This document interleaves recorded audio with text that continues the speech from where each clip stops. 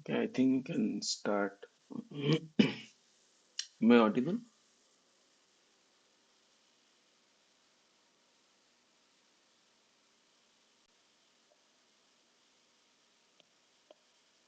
Hello?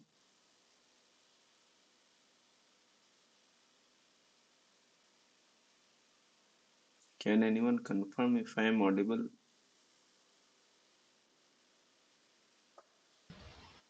Yes, sir, you're audible, sir. Okay, thank you. So let's begin for today. Uh, So welcome everyone. This is Semiconductor Devices for Next Gen Field Effect Transistors. More than more, a physics perspective. Uh, the course ID is NOC 26886. The course instructor is Professor Sudeb Dasgupta and Debashish from IIT Kanpur. So as you know, we go live every week from 3 to 5 on each Saturday. Right. So now we are at week 4. Okay. So let's begin then. So the first question is how do silicon oxide interface defects influence the electrostatic properties of MOS capacitor?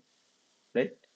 So if we see, so first thing is silicon dioxide interface. Okay, wait a second.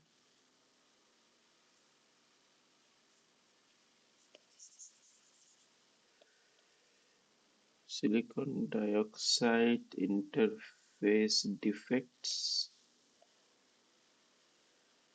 Then the next part is electrostatic properties.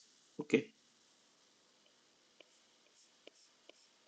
so you need to understand what is electrostatic properties and what the semiconductor interface defects does to that. So any idea?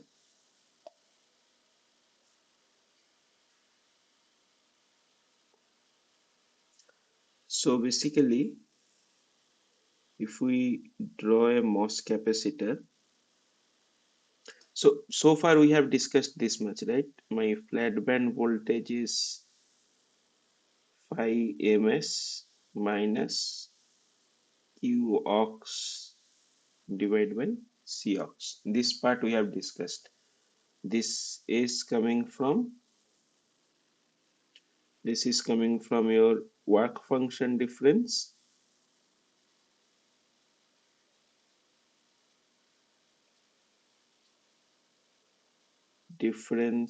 of the gate and substrate material, and this comes from the oxide, let's say oxide charges, right? And this equation comes from the assumption that, what is the assumption in this equation?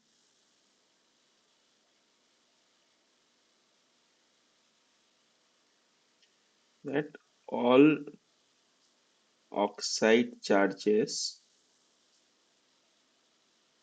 are at the interface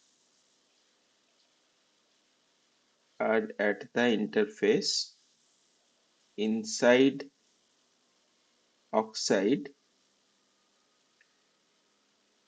of SiSi2. What I mean by that is there can be multiple types of these charges, right?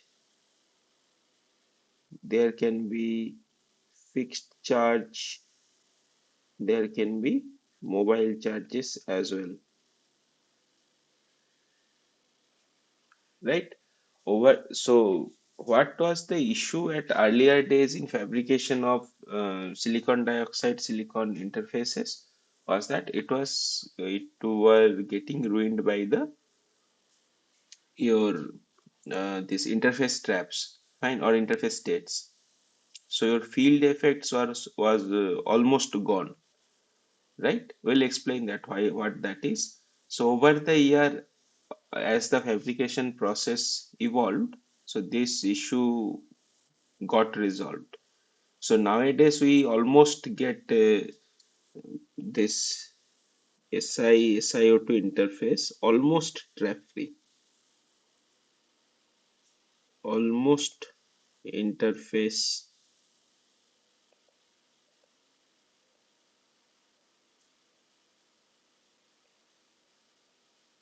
This is the status of as of today, right? Because this is the product of research from more than 40 years, 40, 50 years now, when it is more than that. So if you see your MOS structure, this is metal oxide semiconductor, for the time being, let's say P type. So your interface traps, what we consider, are connected at this place or concentrated at this place. So this is basically considered as a sheet charge.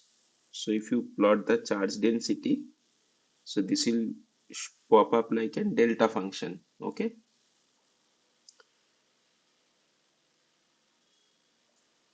Okay.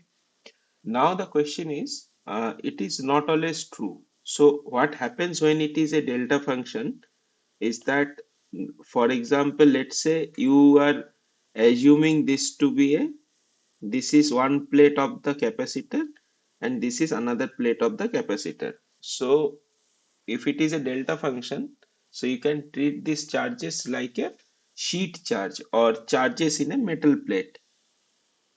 So this you can consider as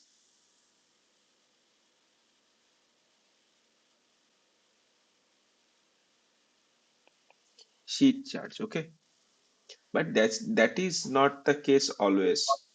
So yeah, you want to say something? No, sir. No, sir. Oh, okay. So what is the what can be there? For example, one case can be these charges are a little bit away from the interface. For example, what I mean by that, let's say this is your S, this is your M, so this is your oxide. So by the way, this guy is SiO2. This is your silicon. This is your metal. Okay. So let's say your charges are not at the interface,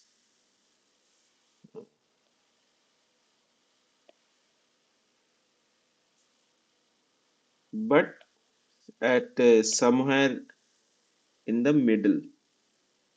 And assume that it is a sheet charge also, right? It, sheet charge means this is the plot of charge density rho with respect to position x. So when I talk about sheet charge, so I always show in a plot of this versus rho. Rho is nothing but your volume charge density. Okay. So now if we are concerned about one dimension, I can simply divide it by WL. So that gives me line charge density. Okay. In one dimension. So if I, this can be anything. So this is basically, what does this say? This says that, let's say this is x1 and this is x2. So charge is spread over a distance x2 minus x1. Fine. And if you consider it minus, so it becomes positive, just in case, because I have drawn the axis in the middle. Fine.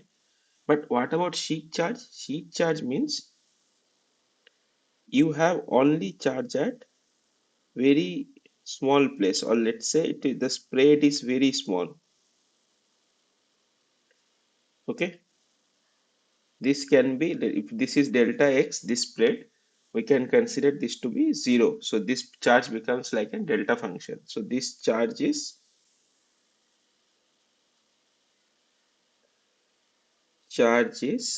at a position x equal to x naught. Let's say this is center point is x naught, like a Dirac delta function.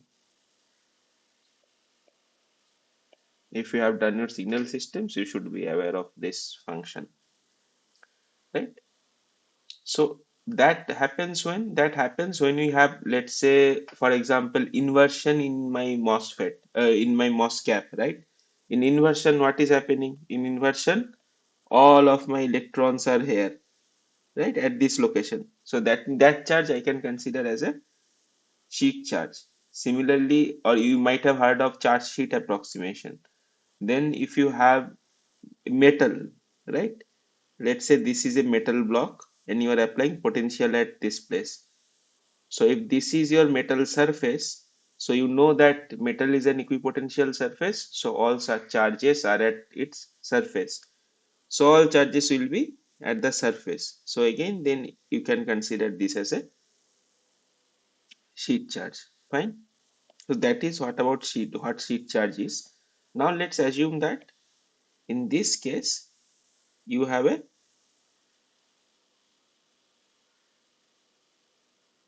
charge like this. So inside the oxide. So the question is, how do silicon dioxide interface defects influence the electrostatic property of the MOSFET? Fine. So let's say your bias is 0. Okay. So let's say your V, let's say this is G, this is B. So VGS is equal to 0. Fine. So in this case, what was happening? In this case, in this case, again, there is the system should be charge neutral, right? So these positive charges will create electric fields in all direction. It needs to get a positive charge creates electric field in all direction. So it needs to gets terminated to some negative charges. And what is the easiest negative charge we have available is the dopant ions, right? So that creates depletion, right? And that is the same thing in band diagram. You plot it like this. If this is your interface, so this region, your bands bend, and this is your depletion. This we have discussed last class, okay? Right? Now, what if this charge is shifted to some arbitrary place inside the oxide? So what will happen? Again, this will create electric field because this is a positive charge. The positive charge creates electric field isotropically in all direction, right? If it is in the space, but inside the material, it has to be charge neutral. So again, some depletion charge will be present, and this will cater this negative the termination of the electric fields. So, but how is this case different from, let's say this is case 2, this is case 1. So how are these two cases different? So understand this, these two cases are different in a sense.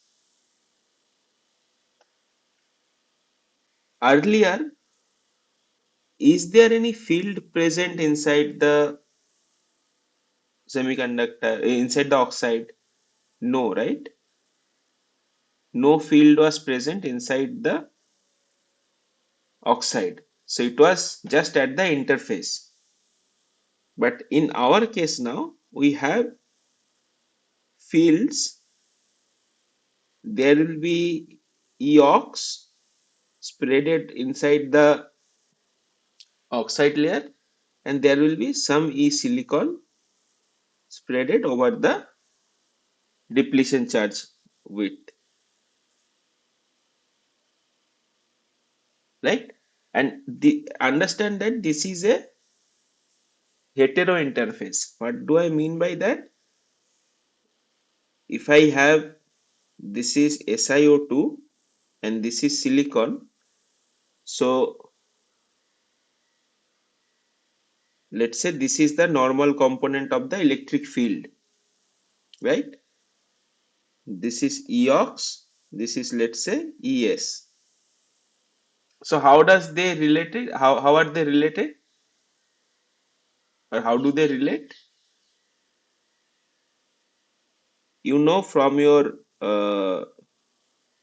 electromagnetics, the normal component, this is normal to the surface, so your displacement vector dOx has to be same. This displacement vector is epsilon oxide times electric field equal to epsilon silicon times electric field, right? So remember that this and this are not same, because your material is changing. This is the material property, the permittivity, right?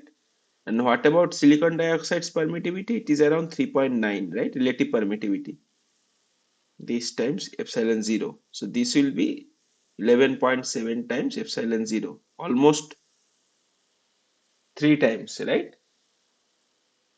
So that is why the field will also be scaled by 3 times. Okay. But the difference between case 1 and case 2 is that in the first case, when it is at the interface, there is no field present in the oxide. So my EOX will of course be, let's say, something, some constant. But in the second case, it will get changed because my oxide interface charges are inside at a distance to the from the interface, right? So what effectively it is doing, it is changing the electric field. So your oxide interface defects, so they term this as interface defects, oxide interface defects changes EOX, and it is eventually changes ES. Why? By this relation. This has to be valid, right? This relation has to be valid. So EOX changes, ES changes. So the electric field changes, right? So the same thing, if you want to see in your band diagram, so let's say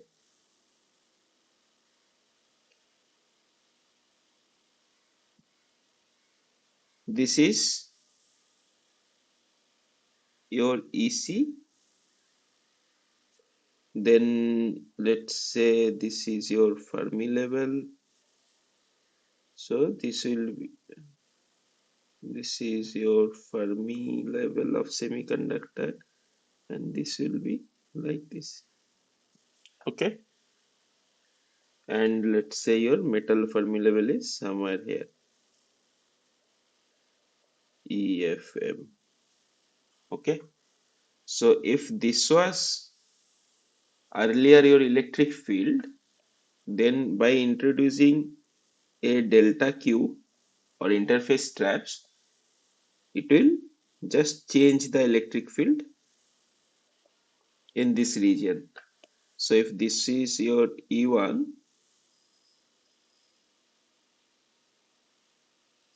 so this is the situation where when I am changing my gate voltage to keep these bands fixed. It is the same thing. If I do not change my gate, in this earlier case, I was not changing my gate voltage. I was just seeing the impact of this.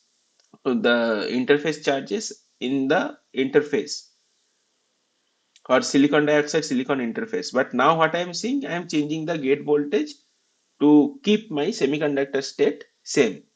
Fine.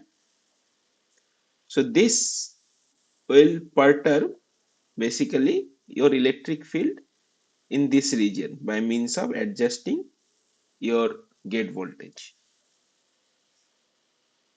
So effectively what they are doing, they are tuning the electric field from an electrostatics point of view.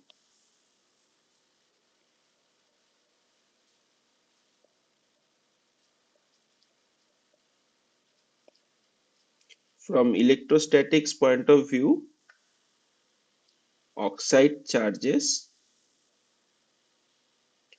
modifies the electric fields. So you understood, right, that this electric field and this will be different because your electric field is what?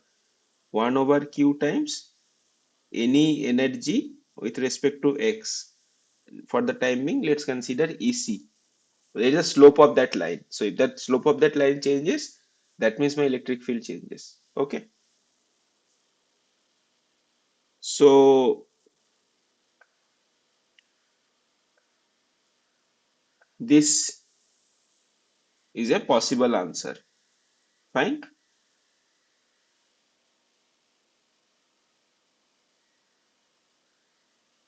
And also it creates a shift in, suppose your this is changing. So of course your VFB will change, and VFB will shift your CV curve, but it will not shift the CV curve uniformly. Okay. Okay. So let's move on.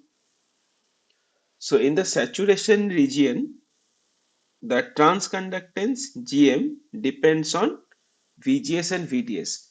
So one thing I want to make very clear, that any system we characterize it as it is having some input and some output. This is the system. Now in our case, it so happens that this becomes, let's say, the MOSFET. Okay. Can you tell me what are the input and output nodes of the MOSFET? Let's say this is my gate and this is my drain. Okay. And let's say these two guys are source connected, source and body shorted. Okay. Fine.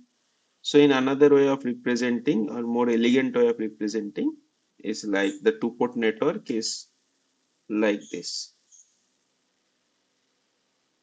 This is your source. Fine.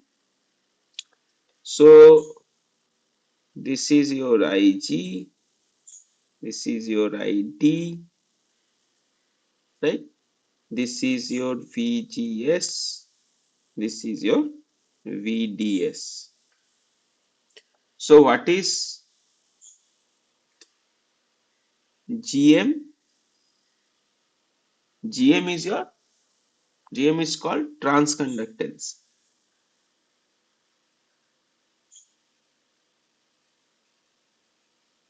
That means, and G stands for conductance. So you know, right? Z, Y, R plus JX, G plus JB, right? What is Z? Impedance. What is Y? Admittance. G, conductance. R, resistance.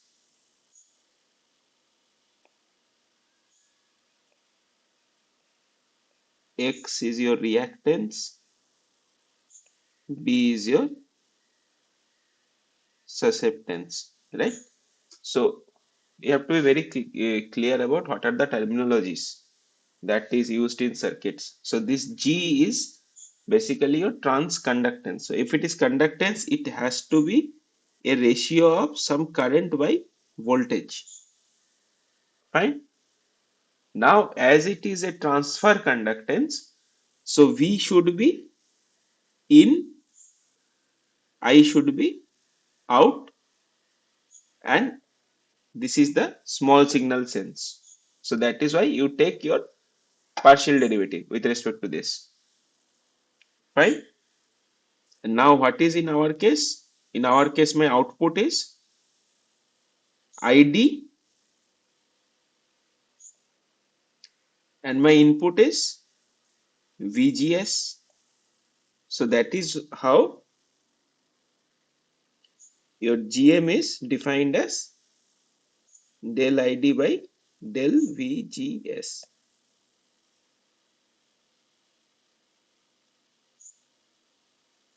Now another thing to note is that what will it depend on? It will depend on the bias point. Why? Because let's say I give you two curves. Let's say this is one curve and this is another curve. Okay. So if I ask you, let's say this is y, this is x. So if I ask you that tell me the slope of this, so what should you ask me first? For the first curve, the slope is something like this, right?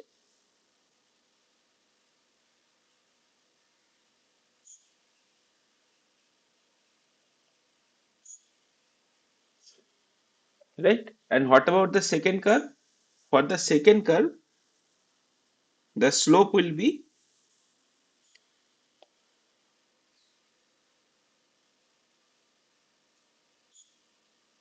something like this. Okay. So this is the slope of this and this is the slope of this.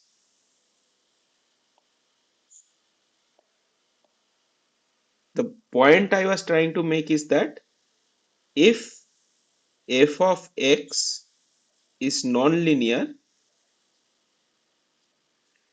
f dash x or the first derivative changes with the point around which we take the derivative.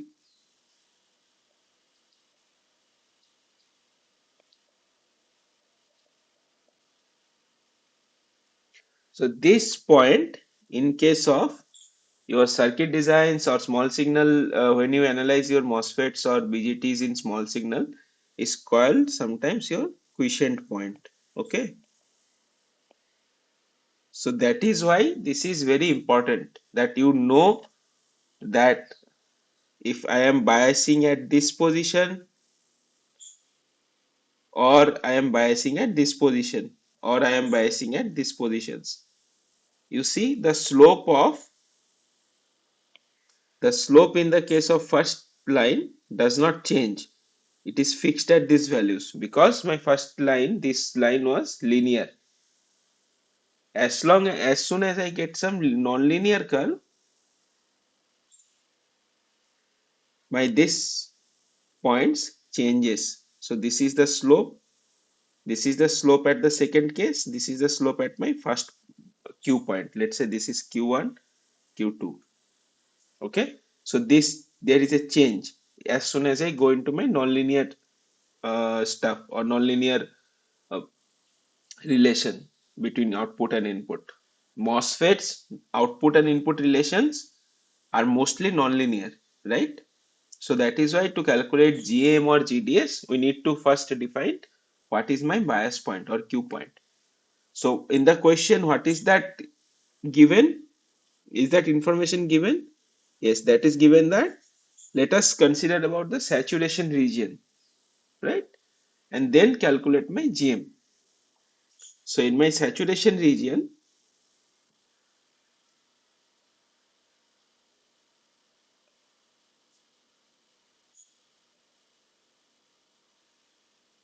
how will my input output characteristics look like?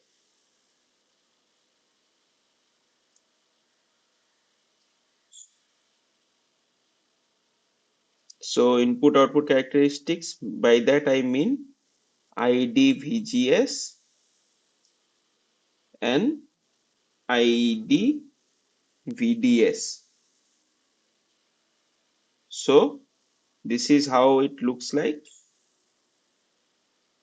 And if I plot it in log scale, it looks like something like this, right? So, and parallelly, I'll draw the linear regions as well. So, in this case, my linear region is this. Okay. So, in this case, my linear region, it will be something like this. So, this is corresponding to the same region, and this is corresponding to the same region. Okay. And let's say in this case, my bias is VGS1, this bias. So let's say I am doing it at VGS equal to 1. VGS1. Fine. And as I walk on the VDS line, so I am moving from this curve towards the black curve, right? So moving in this direction means in this curve moving in this direction. That means your VDS increase. VDS increase. So understand the salient features very carefully, okay? So fine. Now I need to compute GM. So I need to know some relation, the nonlinear relation, that is what is my f of x, fine? So in saturation, what is my ID sat? Let's say I take long channel device. Nothing is mentioned, so I'll take long channel device. So you know, right? This is the standard formula. You remember every time. You should also check how this come about from the charges calculation. Okay. First, you solve your electrostatics, get to know your uh, doping profile, get to know your carrier concentration from source to drain, and then you also know your electric field. Then you compute by drift diffusion equation the current densities and integrate it from 0 to L. That is how you will end up with this. So this will be VGS minus VTH whole square. Fine. And if you are nitpicky, then just write lambda VDS. Then it takes care of short channel as well. Okay. So what is GM? So GM is del ID by del VGS. So if I do it with respect to VGS, so this is the VGS term. So I'll have mu n Cox W by L VGS minus VTH times 1 plus lambda VDS.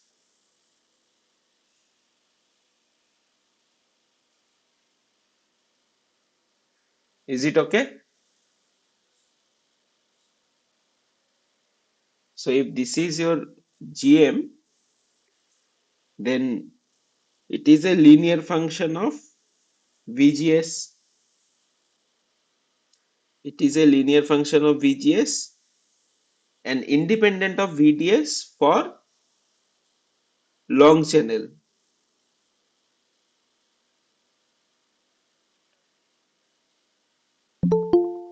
Okay.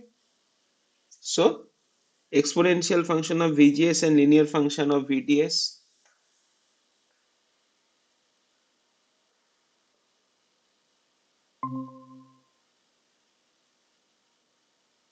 So exponential function, this is not true. Linear function of VGS and exponential function of VDS, not true. Independent of VGS and linear function of VDS, this is also not true. So the best thing would be to this add page, right? So the best thing would be you draw your ID VGS. So this is something like this, right? And then you plot the GM. So GM will be what? The derivative of this.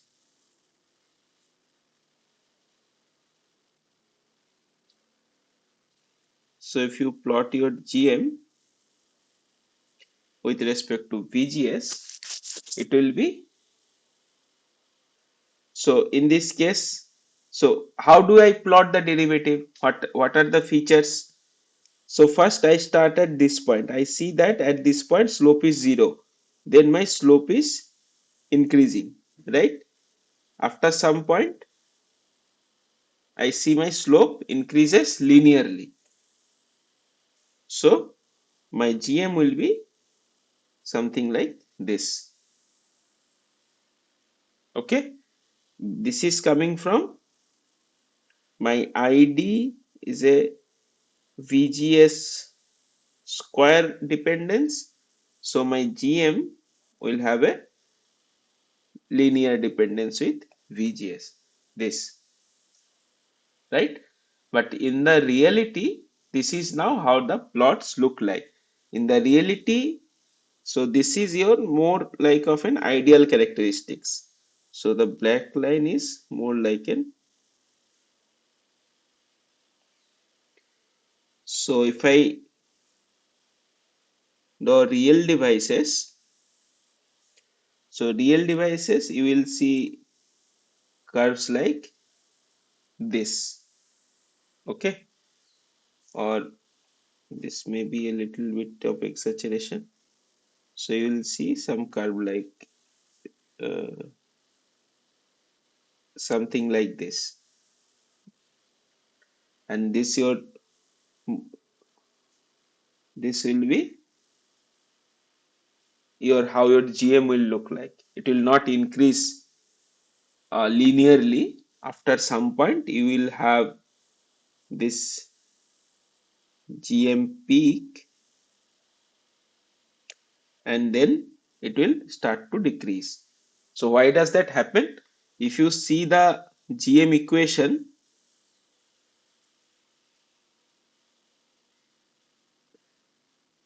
that is this one.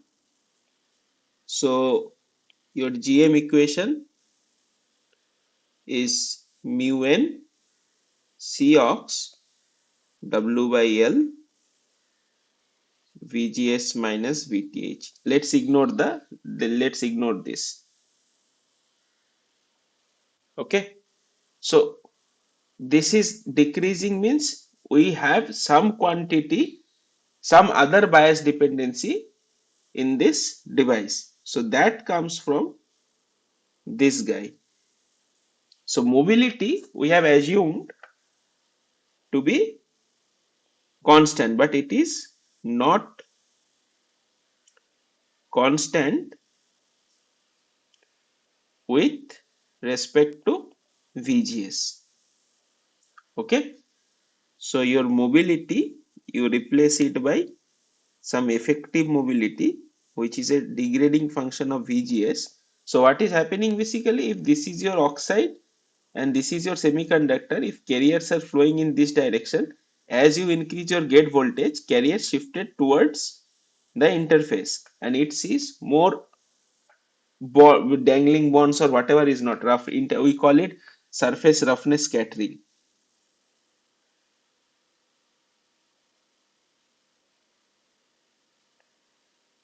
Okay, so that will reduce the current flow. It will not reduce the mobility, and that will in turn reduce the current flow. So it will not increase in the rate or like this as it should be, and it will start to tip down. And there will be other effects as well, something called velocity saturation and all. Maybe we will discuss this in some later sessions when the concepts are more covered. Okay, so this is, I just wanted to show you how GM plot looks like. Fine. Another key thing that let's say you want to extract mobility. Fine. Mobility parameter you want to extract. How can you do that? So you have this, right? Now, if you take GM double dash, what will that to lead to? Another derivative with respect to VGS will give you this W over L, only this much, right?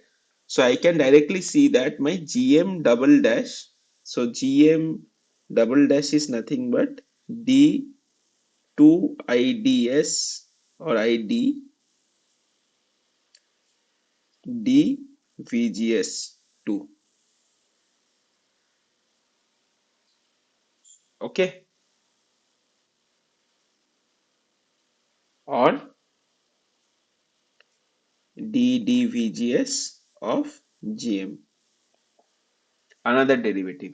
So that directly gives these are constants, right? These are determined by process and material. So this GM is directly proportional to, let's say, mu n effective. So why GM is important? In another importance of GM is that if I take another derivative, that will give me the direct sense of mobility bias dependence. Okay. So this is what that was all about this question. So yeah, the short circuit gain of a MOSFET amplifier in the high frequency model is proportional to this. So what happens as we move from low frequency to high frequency?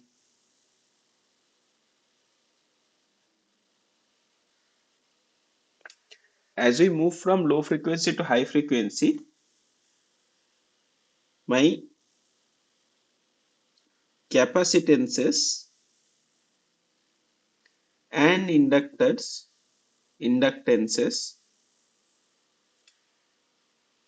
starts to show up. Okay, basically what I mean, if I have a capacitor of C, so what is the impedance corresponding to that? 1 by j omega C, right? Now, if I am at DC, omega DC is equal to 0 hertz, right? So what is my X? X is infinity. That means open circuit, no current is flowing through that.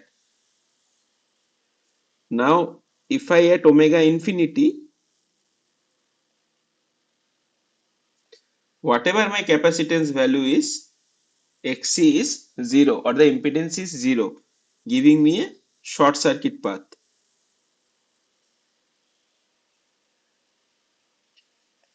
Okay, so as I am increasing this, I am moving from this to this situation. So currents may leak through these capacitances. That is what is all about high frequency. And inductors are just the corollary of this. Okay, so in MOSFETs, let's say uh,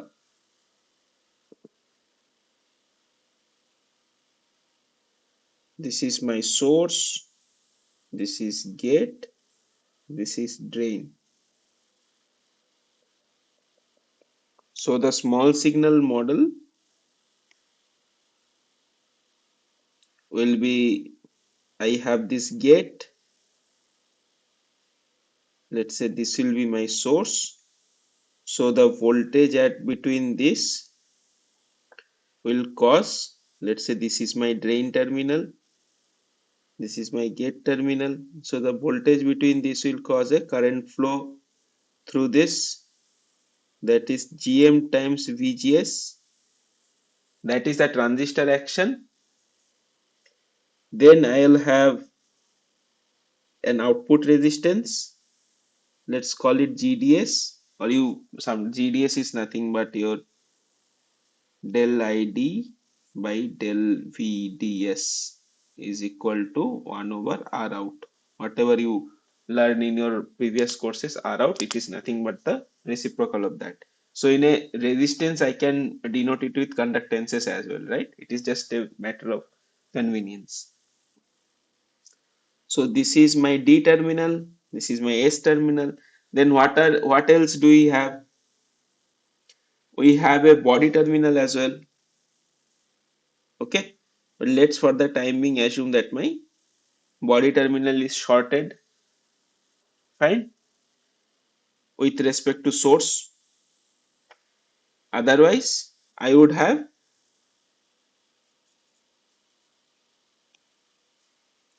so this is my, if this is my source terminal, so actually this is my,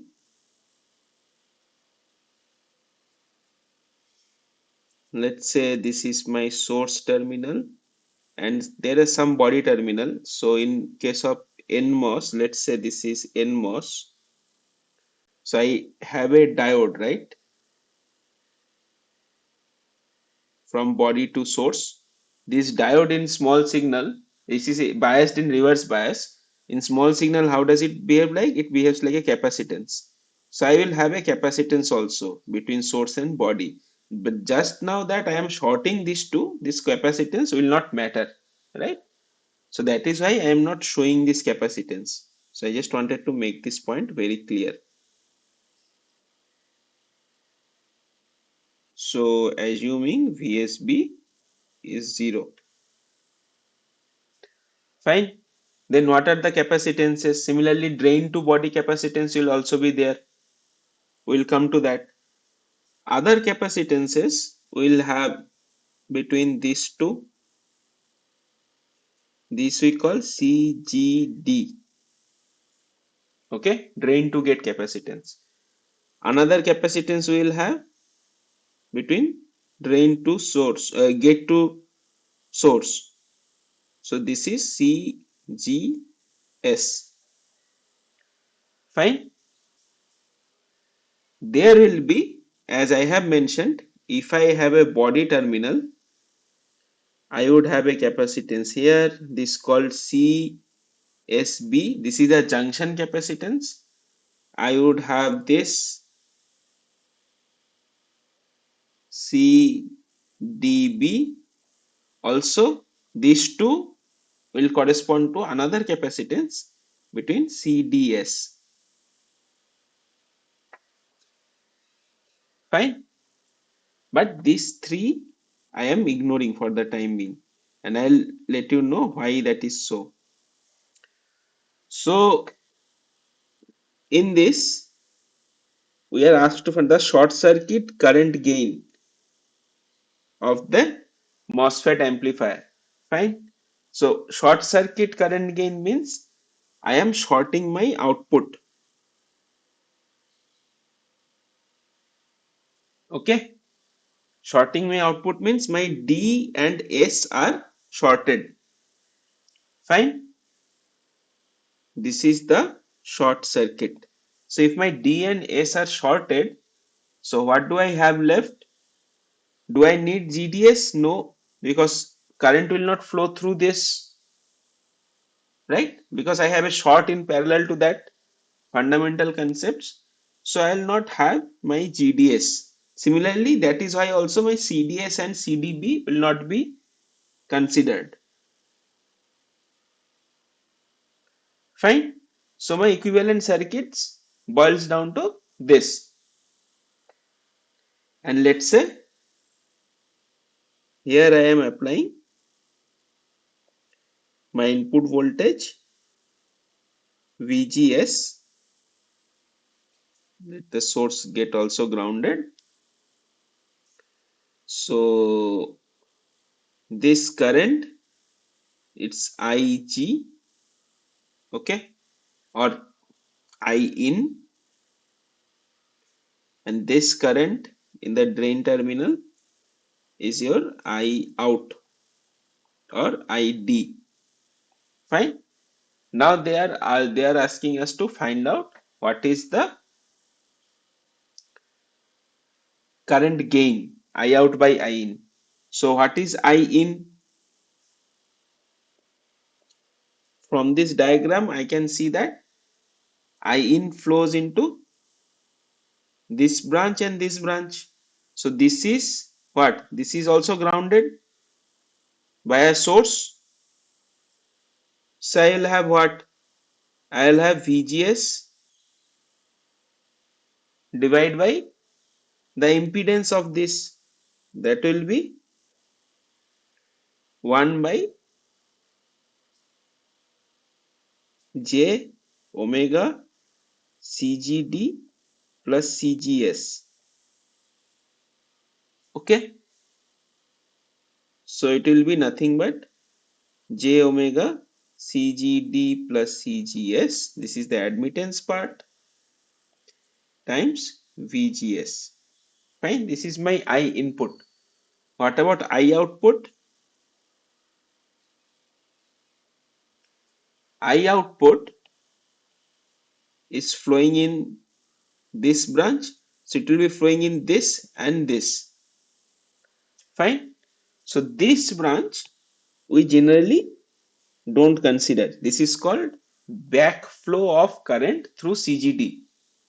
This has uh, other implications as well. When you will be aware of your Miller amplification and all, then we could have discussed this. But for the time being, note that this current we are not considering. So that means this entire I out will be flowing through GMVGS. GMVGS. So this leads to your I out by I in to be GM over,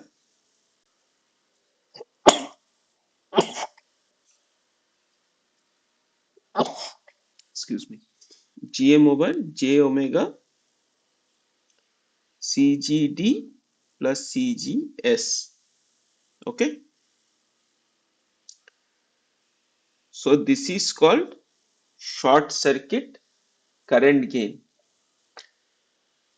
This is also your H21 parameter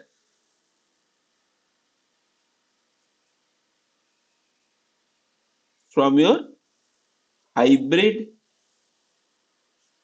two port parameters. Okay. So we have analyzed the MOSFETs in terms of this two port network. This being I in, this being I out. Okay. So any two port network can be characterized by Z parameters or Y parameters or ABCD parameters or your this H parameters, and also in case of higher frequencies you and small perturbations you can also characterize that by S parameters, scattering parameters. Okay, that is your reflected and incident waves ratio. Fine. So if you just go and check how your H parameter table looks like, you will find out that this is nothing but your H21. Okay. So the significance of this parameter, so this is what it is. So S is nothing but your j omega in Fourier domain, considering sigma is equal to 0 or the loss. Right? So the significance of this is This particular guy gives us the definition of unity gain frequency. Unity gain frequency means H21 mod is equal to 1. That means what? That leads to omega CGS plus CGD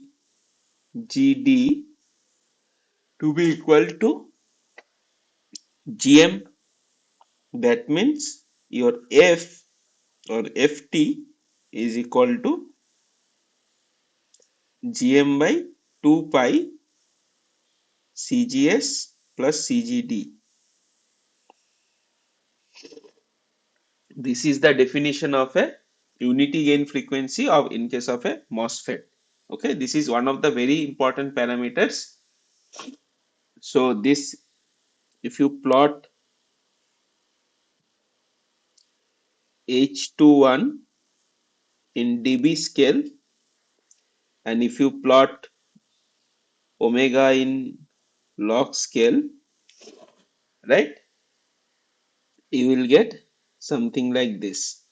So this point, this is nothing but your 0 dB line. So this point is your unity gain frequency. Okay, if it is having a assuming a low pass response, which it will have. Okay,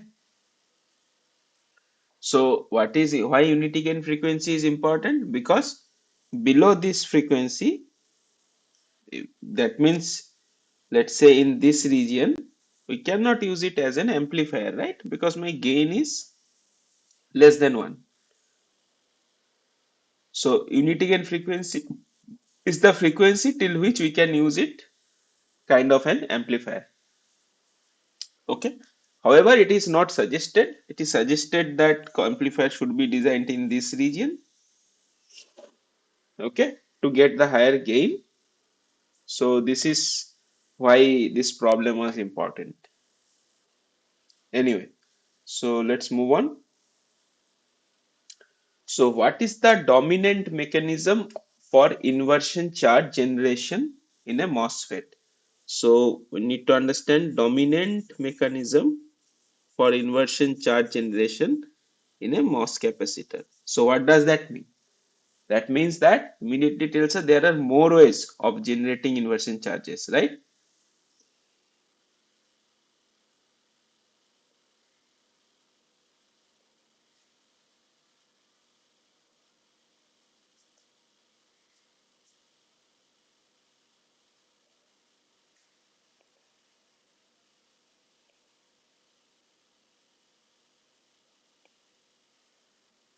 Right?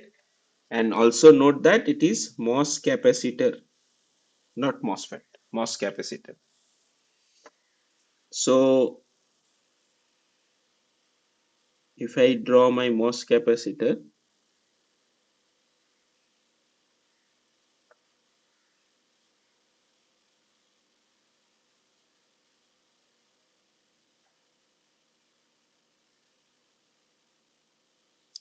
so this is P type, right? This is metal oxide semiconductor. So now let's say you want to have inversion in the device. So what will you do? Let's say this is reference to ground and I am applying some Vg here. I'll have to apply positive Vg and also around more than threshold voltage of that to get some sort of inversion. So what will I get? First, if I apply positive voltage, I'll have positive sheet charge at the metal interface. I'll have depletion charges,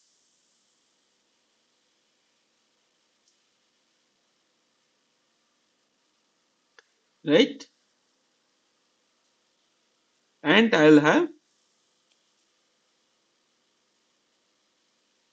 So let's say I'll have depletion charges to different color, and I'll have electrons.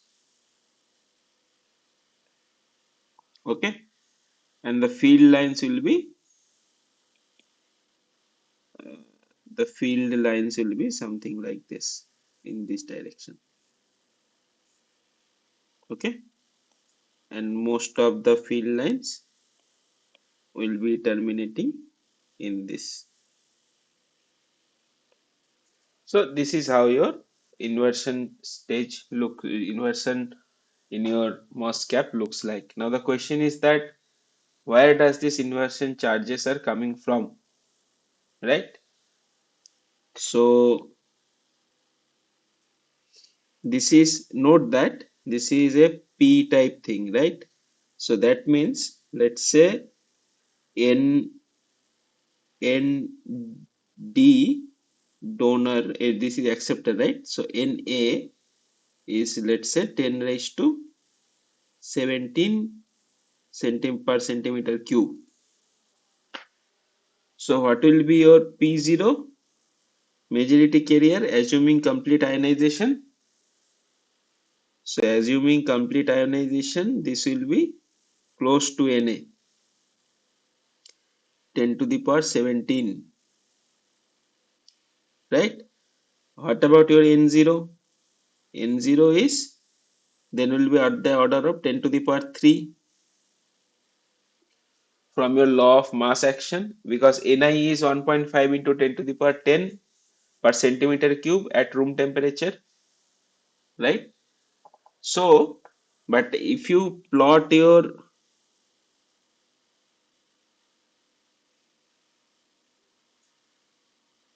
let's say, Q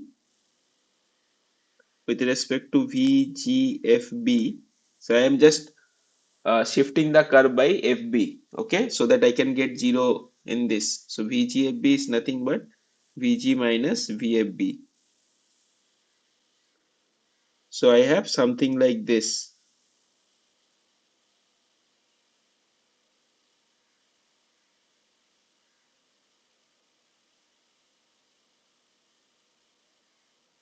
right?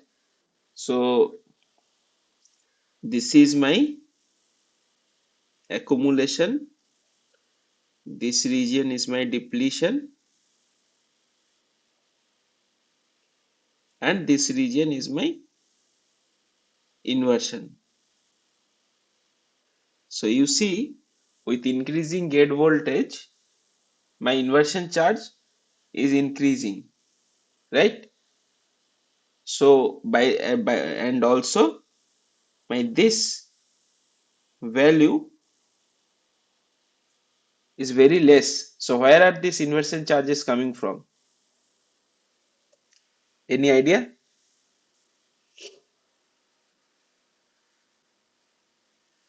So inversion charge means, in case of NMOS or P-type substrate, electrons, right? Negative charges. So electrons we need to look into. What are the sources of electrons? What are the sources of electrons in a P-type substrate? So electrons are minority carriers, right?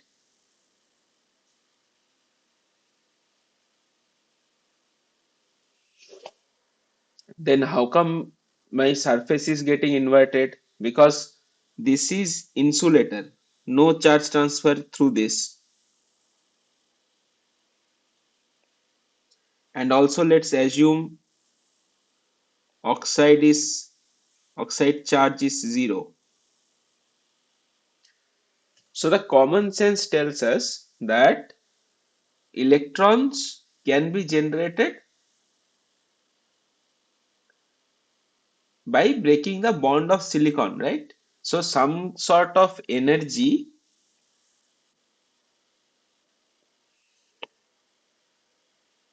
high energy, is breaking silicon bonds in the p-type substrate, creating holes and electron pair. This we called EHPs. Okay. So what is happening? Basically, in this region, let me just shade it.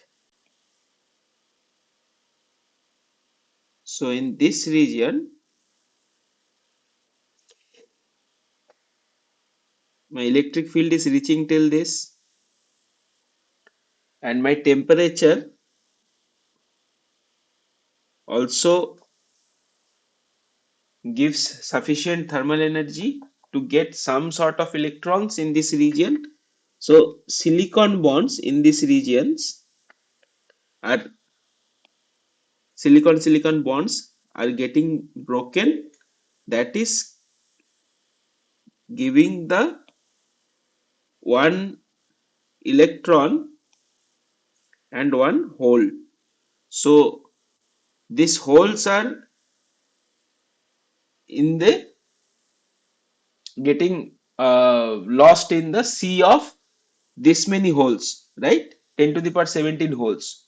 So if I add 10 to the power 15 per centimeter cube, this figure will not change. The holes will not see a much of a flux, right? Or much of a gradient. But the electrons, because one holes will create one electron in a pair EHP, so electrons will have 10 to the power 15. So now see what is the number of electron? It is getting 10 to the power 15 after this excess carrier generation, right? So these electrons, then because my field is in this direction, these electrons travel to this and stay at the interface. Okay, this is how your inversion charges are getting generated. So now these inversion charges are getting generated and swept away from the field that is present in the depletion region due to high energy breaking the bonds of the silicon atoms inside that depletion region. Fine. So there are two ways. One is thermal generation,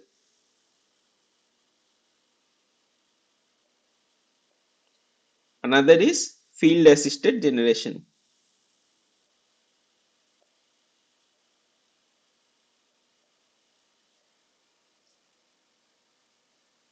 Okay. So this guy is the dominant mechanism that creates the inversion charges in the substrate in a MOS capacitor, right? Because otherwise MOS capacitor has no other sources of electrons inside the P substrate. Okay. So this thermal excitation is the primary thing. So now what you can do, if you are familiar with TCAD,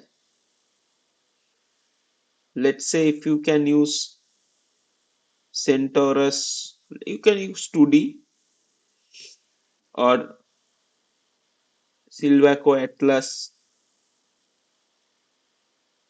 or if you have global TCAD solution, anything. Just create a MOS capacitor and you will get the this inversion charge profile easily by putting a cut line through this or cut line in this direction. And what you can do, you tune temperature, right? Start with 300K, then keep going down till let's say 100K. If it is converging, then let's say till 50K, and then check how your inversion charge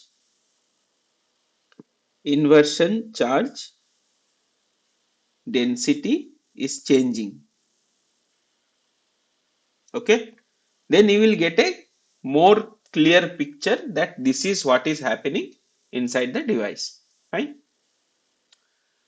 So the other thing is that you have to, in all these cases, you have to keep your all other parameters, for example VGB and other parameters, constant.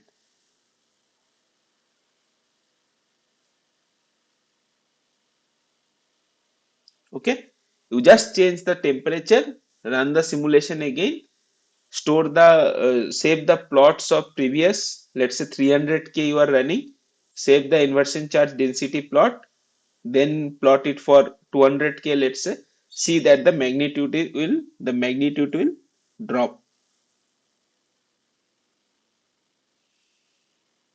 So in that case what you need to plot is electron density at a cut line near the interface. Okay, this is what you need to plot in TCAD. Fine. So you will get to know that this is the primary thing. Fine. So that is what about inversion charge generation in a MOS capacitor. So this is some kind of, you know, I do not think the BTech guys will be using TCAD. If they are, then it is fine.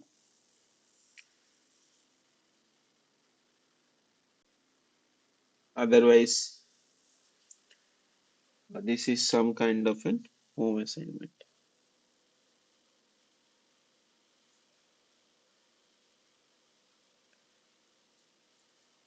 Okay, to verify this.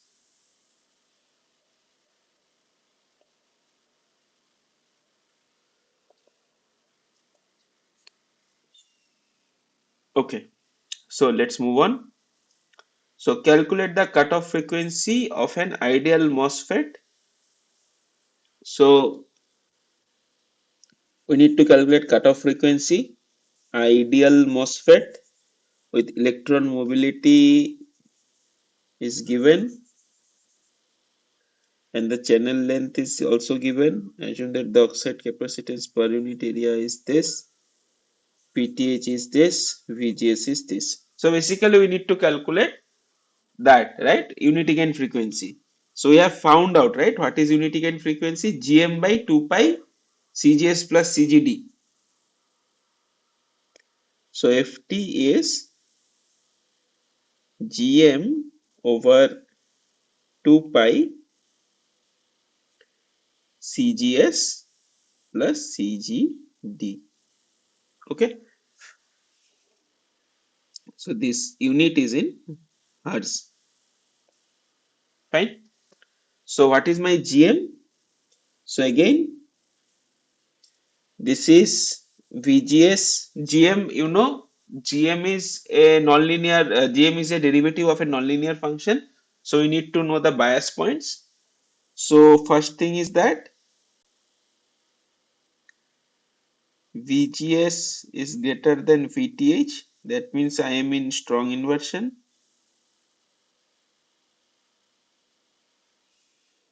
Fine.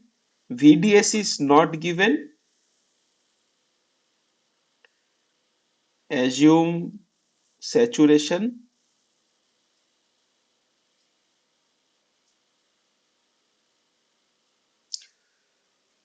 So how can I assume saturation here? Can you tell me? So the reason behind assumption is that generally you bias your VGS on state at VDD. Okay, that is the maximum voltage in the MOSFET. In that technology you can apply. So if it is, this is assumption. So this is your 3 volt. So your VDS is generally connected to VDD, will be at 3 volt. What is your VD sat? that is VGS minus VTH, that is 2 volt. So your VDS is greater than VDSAT. So that is how we are assuming saturation operation. Okay. So we'll use the equation of saturation.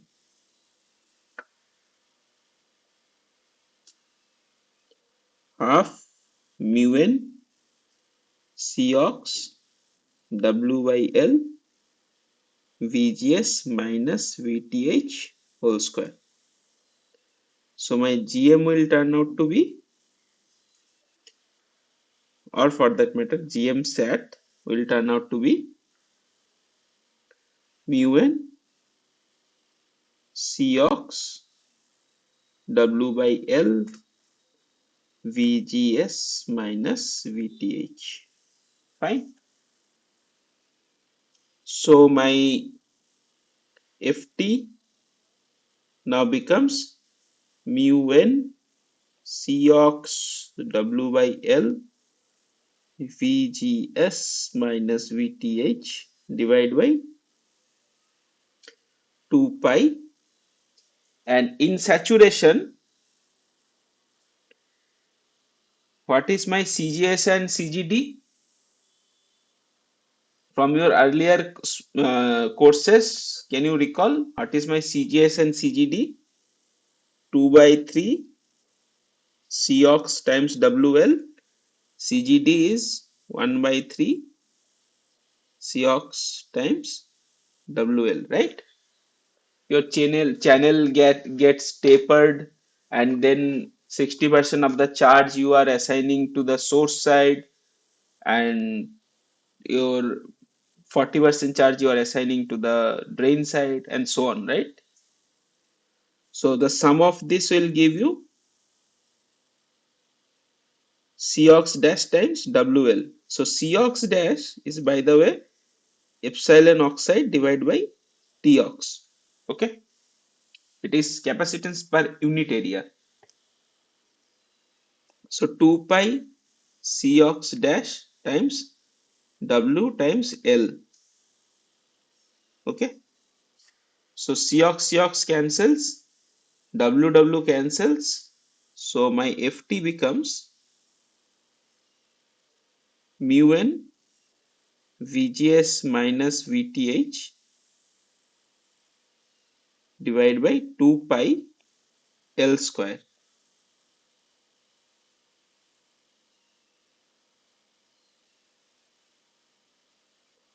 Okay, you just everything you have, you just plug in the values. So your FT will turn out to be around 815 megahertz. Okay,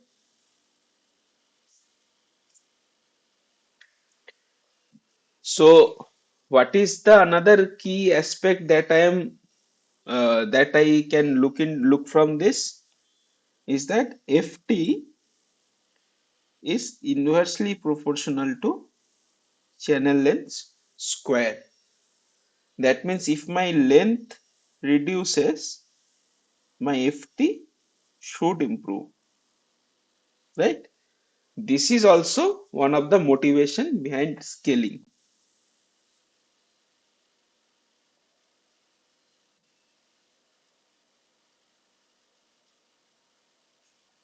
Okay, so this is how it is. Then what are the primary purpose of Y parameters in high frequency MOSFET modeling? So we have already looked into that, right? What is my high frequency MOSFET modeling? Basically, I have a MOSFET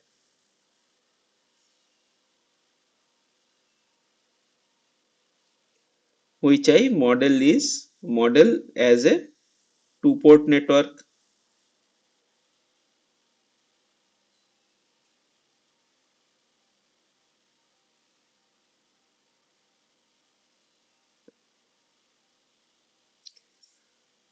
So this is your IG, ID, VDS, VGS, drain, source, gate. This is simple MOSFET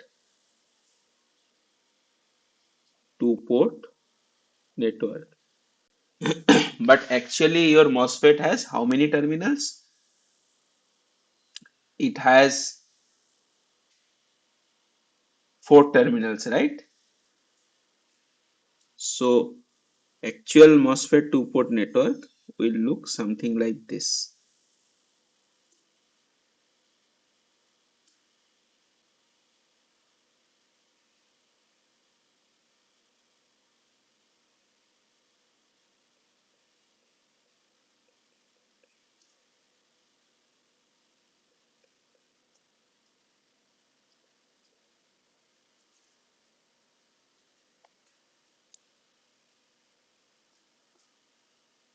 So D, G, S, B. Okay. So what are the ports you have? Okay. So should I do it in a different way? Okay, let me just do it in a different way. So this will be D, G, S, B. So let's say this is one port,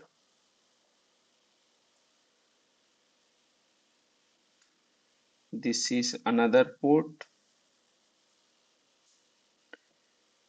and let's say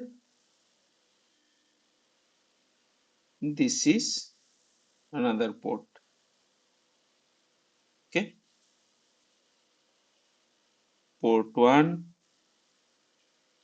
port 2, port 3. Okay, so MOSFET is basically 3-port, 4-terminal network.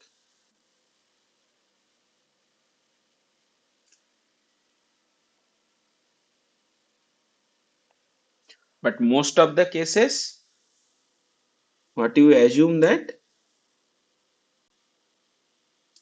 your VSB is equal to 0. That is why you can simplify it to a 3-terminal network. But this creates a huge issue in MOSFET modeling, which is quite an advanced concept. So I am avoiding this at this point. Okay. So it is a two-port network. We will not consider this from now on. Fine.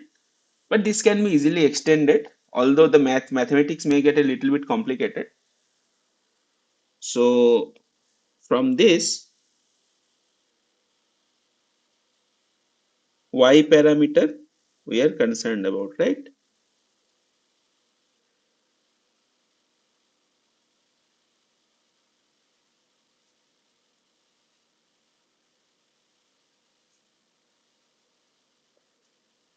So Y parameter is Y11, Y12, Y21, Y22, right? So I1 is equal to Y11 V1 plus Y12 V2. I2 is equal to Y21 V1 plus Y22 V2. Fine. This is how you write your MOSFET parameters. Now let's say, how about your MOSFET small signal circuits?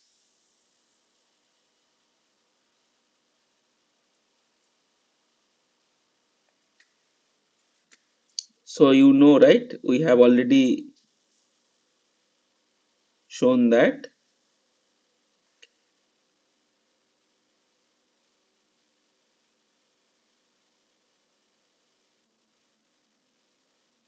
this is how it looks like.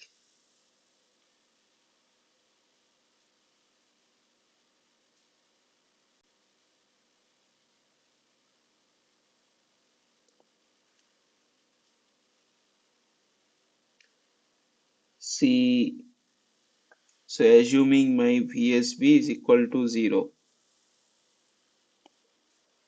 So this is my gate, this is source, this is drain, this is GDS, this is GMVGS, this is CGD, this is CGS, fine. So this is how your small signal circuit looks like. Now you need to, let's say you want to compute,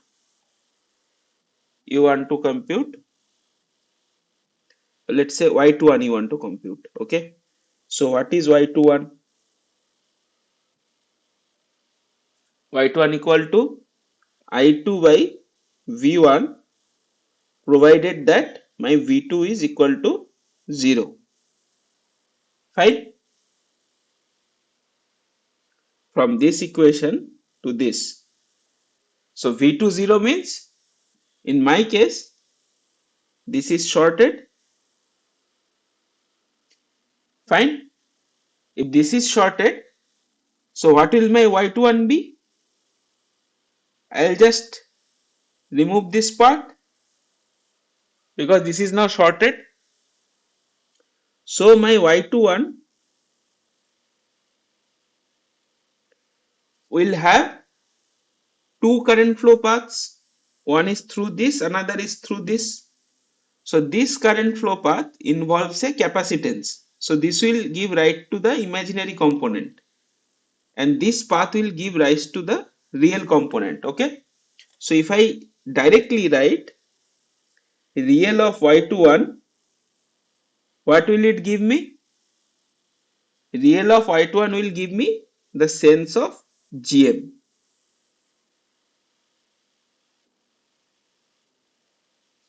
Right?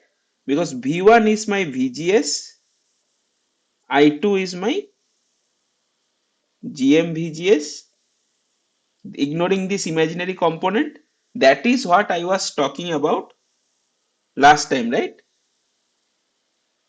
This ignoring this means I am ignoring the imaginary component of the Y21. Okay. So you see, so by having measured your Y21 parameters at high frequency, you can get a sense of GM. Similarly, let's say I want to calculate Y22. So my Y22 is I2 by V2 provided V1 is equal to 0, right? That means I am shorting this, V1 is equal to 0, and I am computing this current to this current I2 divided by V2, and in that case I will apply a voltage here V2. This will not be short. This is blue is corresponding to Y21 case. Green is corresponding to Y22 case. Okay. So let's say now if my VGS is 0, then what can I say? If VGS is 0 means I can simply ignore CGS because there is a short path in parallel to that. VGS is 0, this component will also be 0. So this is also done. Now what do I have? Again I have my simple circuit will be, this is V2, I will have an RDS. So this is drain, this is source, this is my GDS, let's say, and then I'll I'll have this capacitance CGD, and then I'll have this as grounded. So this is what I'll have when I am computing Y22, right? So my current is flowing through these two paths. Again, the same thing. This CGD will give rise to the imaginary component of the Y22. So if I only take real component of Y22, what will it give me? It will give me the sense of GDS, right?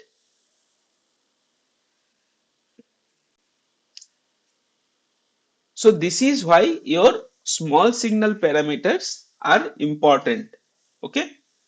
So now you can play once you know the small signal circuit and you know the correct approximations and correct equations, by which I means this, and you can easily get these definitions. You do not have to remember, you just need to understand this. Then by accordingly juggling with the terms, you can get your GDS, GM, CGG, whatnot, right? If you take imaginary component, you would have gotten CGD, right? In this case, your imaginary component would have given you CGD.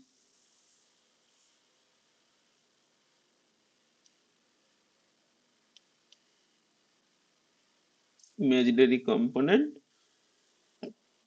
would have led to CGD. Of course, you have to have omega. That omega you can scale, right? At what frequency you are applying your small signal, and omega is the frequency of this V2. At what frequency you are applying your V2. Fine. So this is how you compute your small signal parameters. Fine. So that is why, to model the small signal behavior at high frequencies, you use Y parameters. And this is not only true for Y parameters, this is true for your, you can do it with the Z parameters as well. That means Z parameters, you can do it with ABCD parameters. ABCD parameters are important when you have cascading, right? I am sure that you must have studied this in your network theory courses.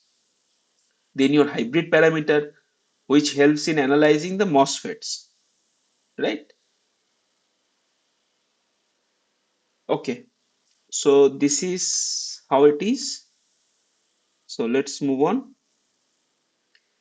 A MOSFET has a zero bias drain bulk capacitance. What is drain bulk capacitance? So first let us highlight the question. Zero bias drain bulk capacitance this, and a built-in potential this. Calculate the drain bulk capacitance when drain to bulk voltage is this. What is the significance of this? So your MOSFET looks something like this.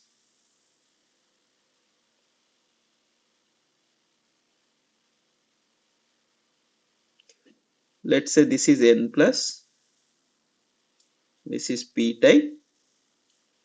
So this is your body. Let's say this is your drain, this is source. Now let's say this is your oxide and this is your gate. Okay.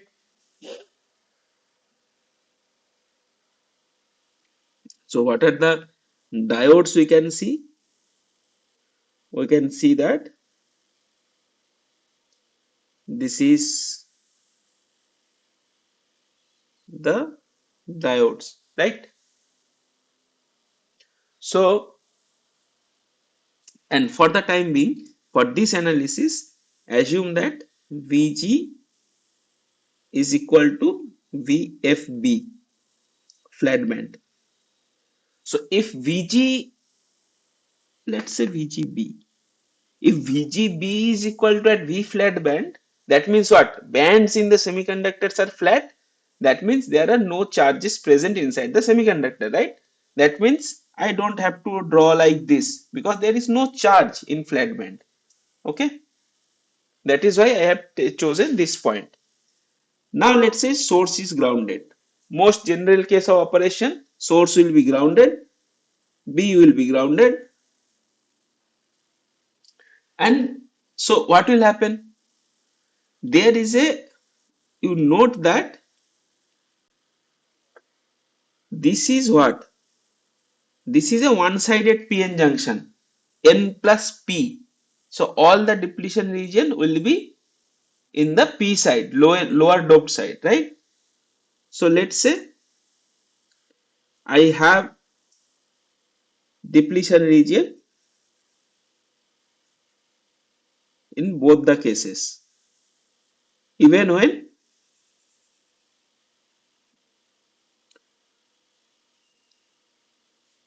this is basically your W depletion of the diode at VSB equal to 0, VDB equal to 0 volt. That is your built-in depletion region, right? At the equilibrium. Fine. Now what you are doing, and this will give rise to your CDBO. Similarly, CSBO is also there. Now we are concerned about only this diode. Okay. This we are not concerned about. So let me just get this faded.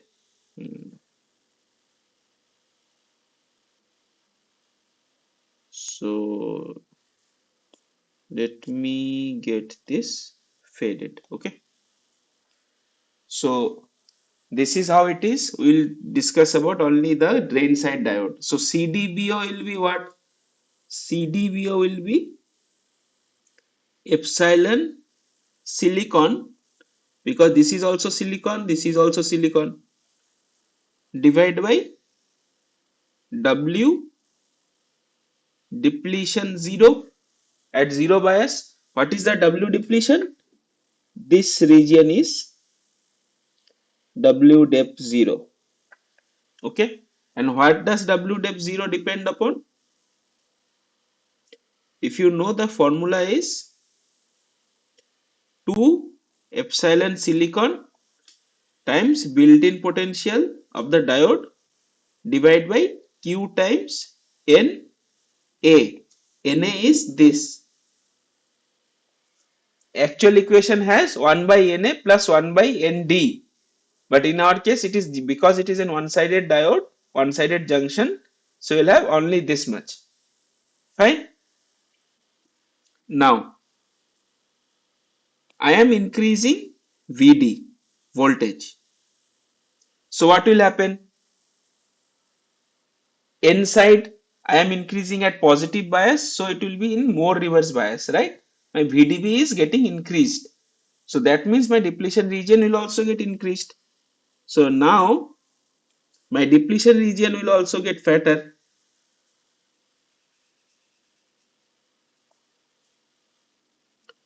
So W depletion will now become, this guy will become W depletion. So W depletion will be 2 epsilon Si VBI plus the reverse bias voltage, that is VDB, divided by Q times Na. Right?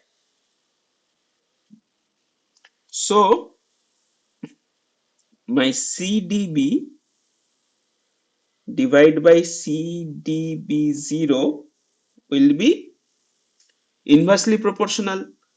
So it will be W dep 0 divided by W depletion,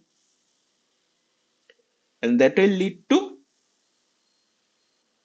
everything is same, just the bias is different. So W dep 0 is square root of VBI, and this is square root of VBI plus VDB, right? So your CDB becomes CDB0 divided by square root 1 plus VDB divided by VBI.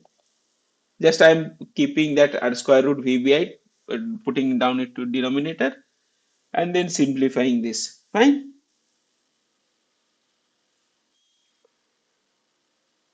So this is the drain body junction capacitance formula, and it is true for abrupt junction only, or step junction. That means one side is uniformly doped P type, another side is uniformly doped N type. But in other cases, you can simplify this formula to CDB0 divided by 1 plus VDB divided by VBI raised to M. Okay. This M changes with type of junction. Okay. So you can just compute this, what it will be. So this is 2 picofarad divided by square root of 1 plus 1.6, 1.2 by zero point 0.6 is 2.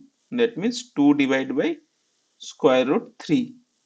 2 divided by 1.732.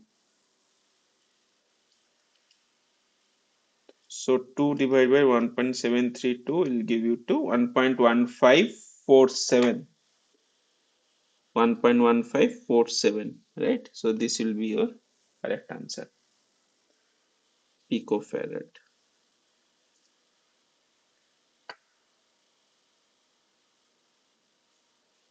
Okay, so this is how you compute this. So let's move on. It is given that mu p is zero point 0.4 times of mu n. What should be the relative width of PMOS and NMOS if they have two equal current operation at saturation region with overdrive voltage same magnitude? So overdrive voltage, new terms, overdrive voltage, saturation, equal ID, and we need to find out relative width of PMOS and NMOS. Okay, and consider both devices to have equal length. Very simple. So your IDP SAT is half mu p Cox Wp by Lp Vgs minus Vth whole square. So this Vgs minus Vth is basically called gate overdrive. Okay. Similarly, Vds minus Vdsat is called drain overdrive. Remember these things. I do not know if analog circuits are present in this course, but if there is a minimum component of analog circuits involved, so will be using these terms. Okay. So okay. So then IDN is simply half mu n Cox Wn by Ln Vgs minus Vth whole square. Right. So in the question we need to equate these two, right?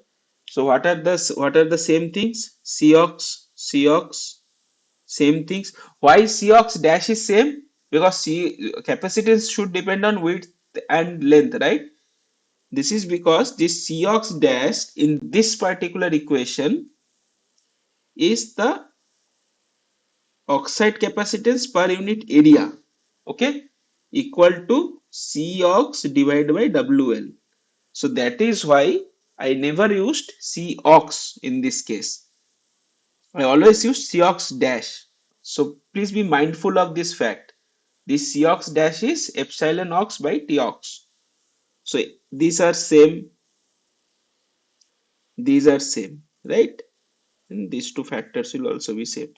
So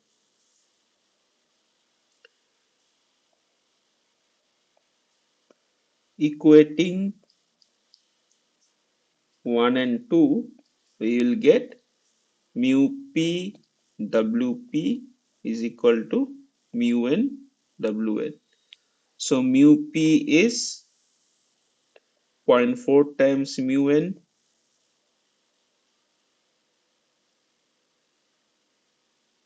Wn. So Wp by Wn is equal to 1 by zero point 0.4 or 10 by 4 or 2.5. Okay. So this was pretty simple, and this becomes important when in a circuit, if your PMOS and NMOS, somehow we need to have them flow the same current, right? And this happens generally in case of inverters.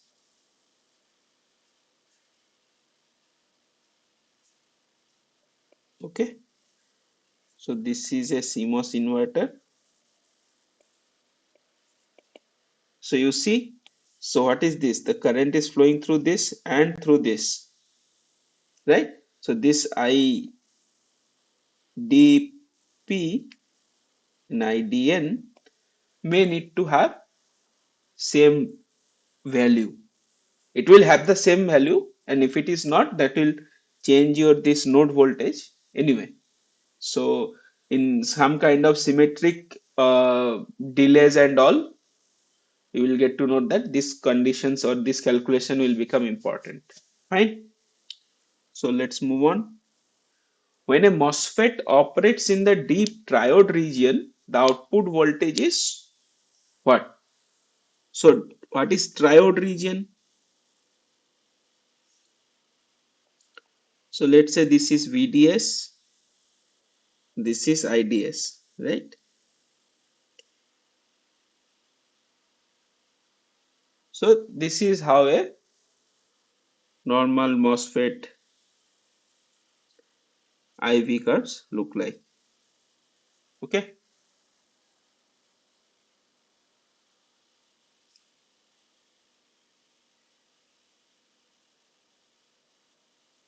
So let us take this one curve.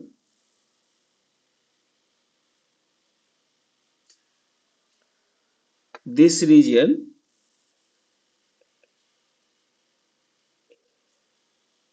below this is called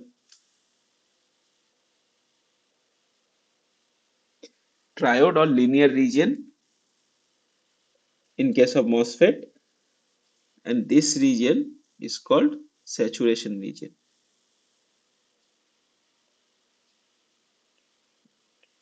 Okay, and this bias is your VD or VDS sat. The nomenclature may differ. So understand that this is voltage axis. Okay, so this value can be computed easily to be VGS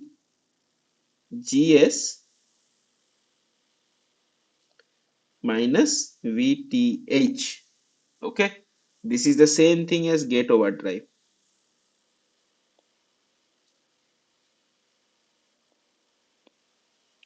Fine, and this you can compute with the linear equation ID lin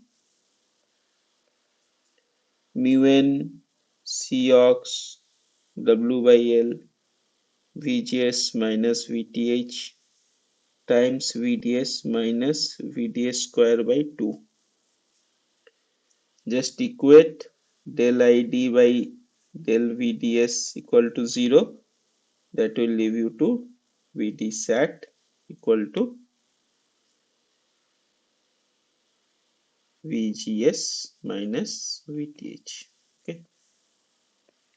So deep in triode means which place I am located to? I am located closer to this, right? Closer to this way. These regions are deep triode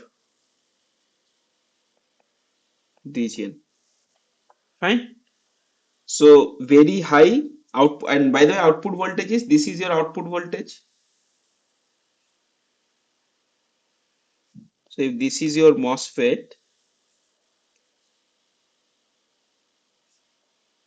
this is input, gate, source, drain. This is output, right? So this is your output voltage. So very high is not true, much greater than the threshold voltage. So threshold voltage for, let's take an example. If this is your 3 volt, this is your 1 volt, right? So what is your VD sat?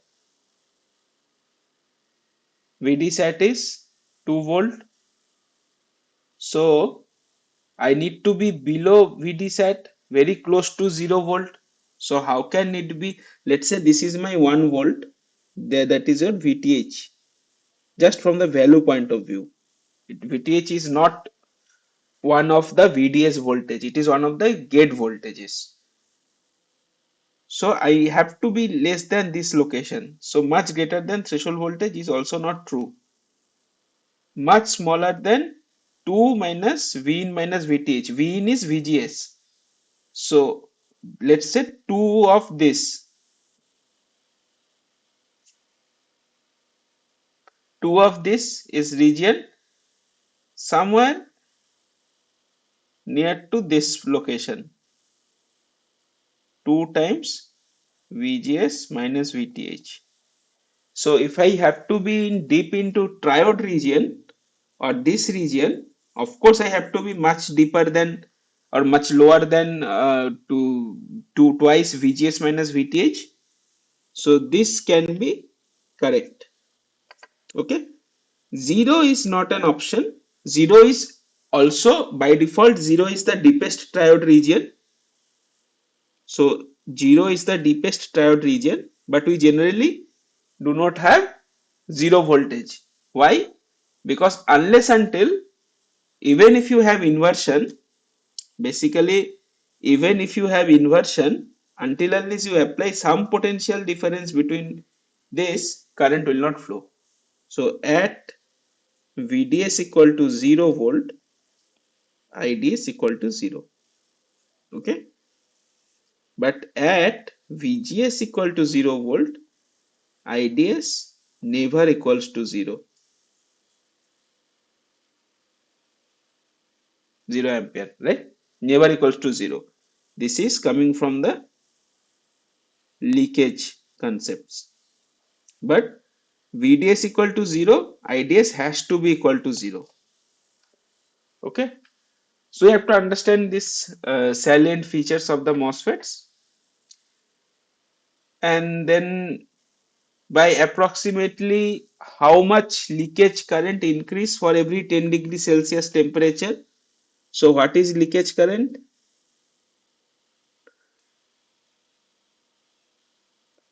So let's say this is ID, this is VGS. So it will be like this, fine. So if you apply your higher temperature, we have also discussed this in last class. As temperature increases, this current is called I off. So I off also increases.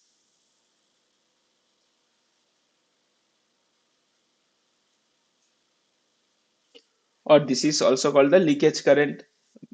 By the this is plotted in log scale. Okay. So if it is in log scale and I am seeing a linear region, so that means what?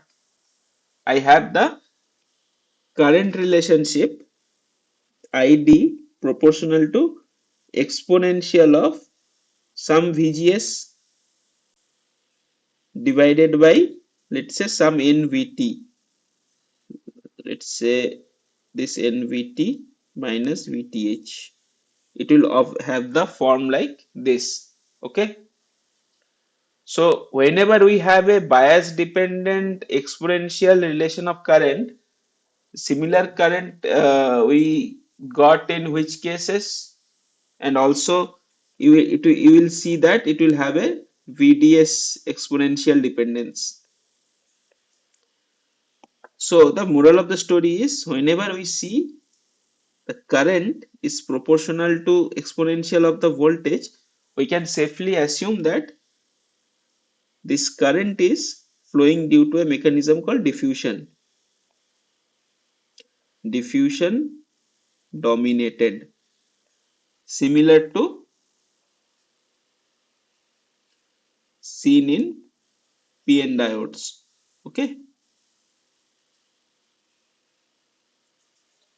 fine. So if you then compute that ID in two temperatures and take the ratio of that, you will see that every 10 degree Celsius rise in temperature will leads to twice the current. So that means doubles the current. The same, you remember the same thing you have studied in case of your reverse bias PN junctions, that leakage reverse bias PN junction current doubles every 10 degrees Celsius. The same concept, same analogy, same analysis. Okay.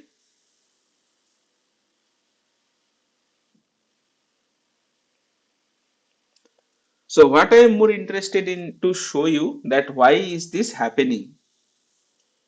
So basically,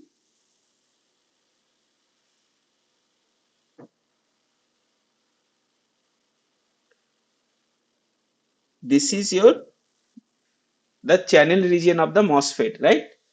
So what is this? If I take a cut line at this region and plot the energy band diagram, primarily the conduction band. So I will see something like this. This is your N plus region, this is your P region, this is your N plus region, right? I am plotting the band diagram at this location, just at the interface. Okay.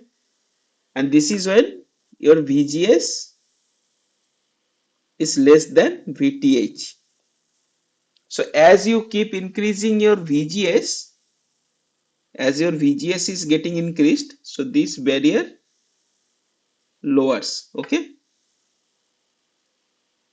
And as a result,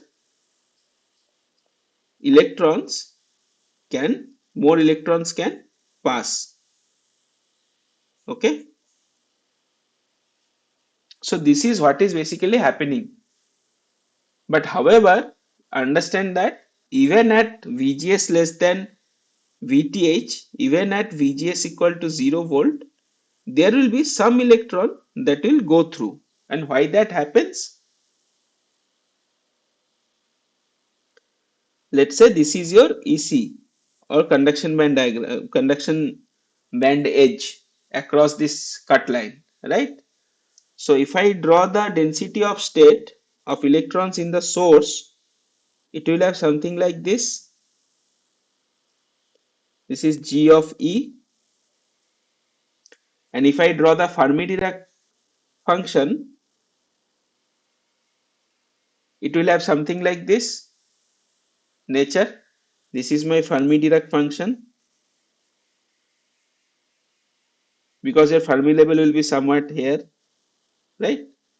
Not here, Fermi level will be somewhat here, let's say. Okay.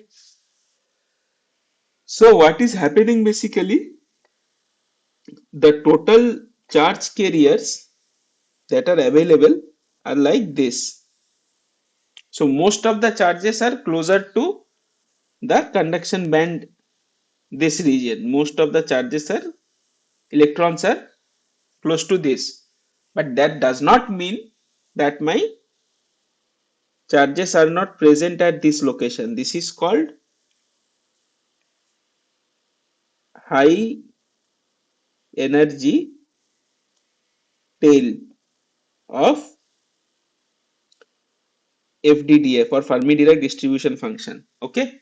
So this electron, you can see, they albeit there will be less electrons, but this will still pass, right? Because this is seeing no barrier. Below this level, the electrons present in this region are seeing barriers, right? Energy barrier. But the electrons above that are not seeing. There will be non-zero electrons. So those electron will pass and creates this leakage, non-zero leakage current. Okay. Now what happens if we increase temperature?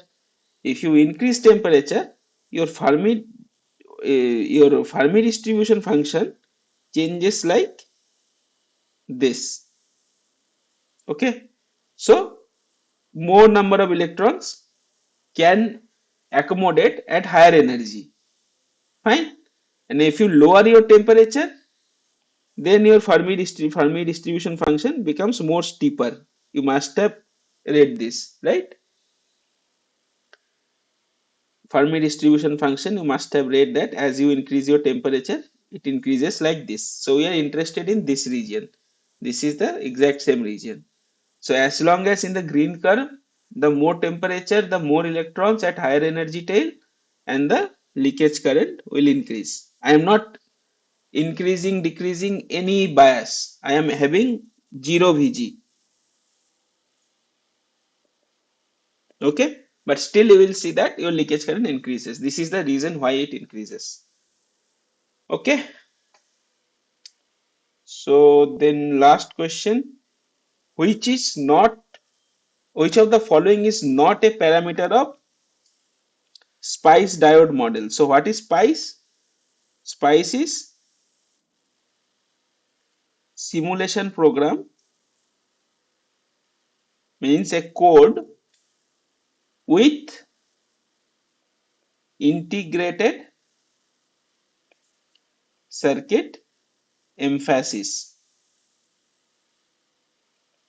Okay, this was developed by 1969 to 1973 at UC Berkeley.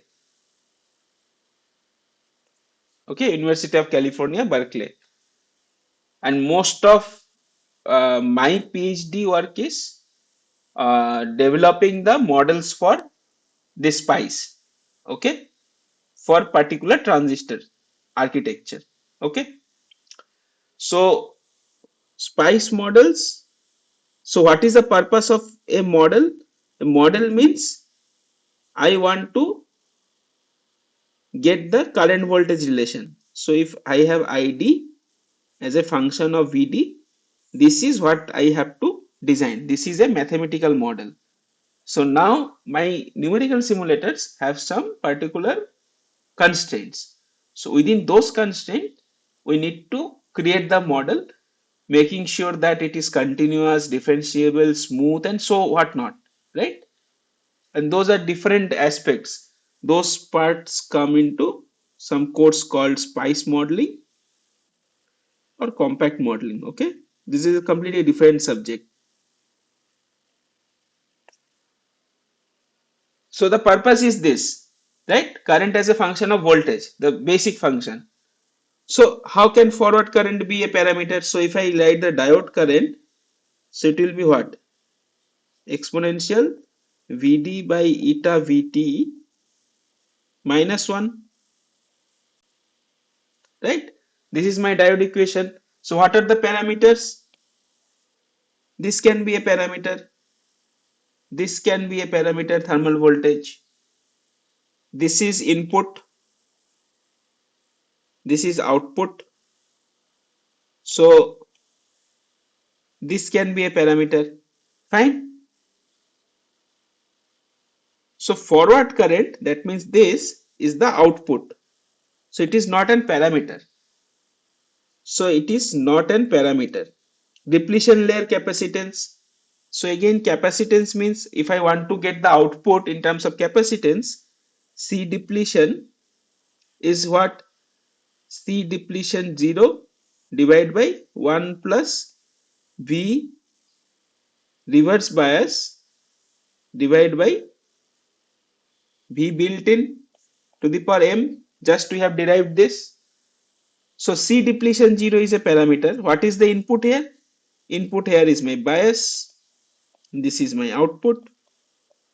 So depletion layer capacitance at 0 bias can be a is a parameter. So it is not. So it is written that not a parameter, right? So this can be a parameter. So this means parameter. This means not a parameter. Similarly, parasitic resistances. If my diode has other resistances at high current level, so I'll just what I'll have ID times RS here, right? So this RS series resistance, I can take it as a parameter. Breakdown voltage. Breakdown voltage can also be a parameter. Okay. Zener, avalanche, depending upon the type of diode and mechanism, it will change. Fine. So forward current is the output. It is not a parameter in SPICE model. Fine. So I think that is all what I had to discuss today. See you next week.